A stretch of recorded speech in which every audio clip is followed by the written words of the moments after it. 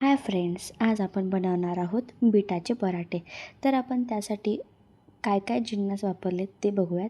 सगळ्यात पहिले तर आपण घेतलेला आहे मिरची, ती आपण मिक्सरला काढून घेतली आहे. बीट घेतलेला आहे, कांदा घेतलेला आहे आणि थोडंसं बेसन पीठ घेतलेलं आहे. ते आपल्याला छान मिक्स करायचं आहे. आणि मिरचीमध्ये थोडंसं लसूण टाकलेलं आहे, लसूण आणि जिरे, आणि ते आपण मिक्सरला काढलेलं आहे. त्यानंतर आपण 1 चमचा हळद, 1 चमचा लाल तिखट आणि चवीप्रमाणे मीठ असं आपण घेत आहोत. तुम्हाला तुमच्या आवडीनुसार तुम्ही तिखट कमी जास्त करू शकता. आणि हळद ही टाकायचीच आहे.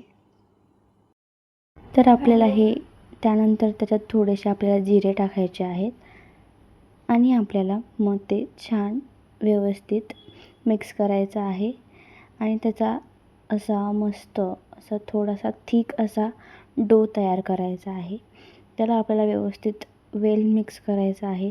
जी की मिरची आहे ती प्रत्येक साईडला गेली पाहिजे, मीठही सगळीकडे गेले पाहिजे. आणि त्यानंतर आपल्याला अशा प्रकारे अशा कन्सिस्टन्सीचा एक छान असा डो बनवायचा आहे. त्यानंतर आपल्याला थोडंसं ऑइल घ्यायचं आहे. त्यामध्ये तो जो डो आहे तो आपल्याला चांगला मळून घ्यायचा आहे, जेणेकरून तो असा कोरडा असा पडत नाही. आपण जेव्हा पराठे बनवतो तेव्हा ते असं सुकल्यासारखा होतो. सो त्यासाठी आपल्याला तेल लावणं हे गरजेचं आहे. त्यानंतर आपल्याला असा छान एक छोटासा उंडा घ्यायचा आहे, गोळा घ्यायचा आहे पिठाचा. त्याला आपल्याला छान पिठामध्ये आहे त्या डोला, आणि त्याला आपल्याला छान असा एक पराठा लाटायचा आहे, गोल अशा आकाराचा. तुम्हाला हव्या त्या आकाराचा तुम्ही लाटू शकता, चौकोनी, त्रिकोणी, ज्या आकाराचा लाटायचा आहे त्या आकाराचा आपण लाटू शकतो. पण मी इथे गोल अशा बनवलेला आहे. माझा असं इतका छान गोल झालेला नाही आहे, बट तरीही मी गोल बनवण्याचा प्रयत्न केला आहे. अशा प्रकारे आपला लाटल्यानंतर पराठा दिसतो.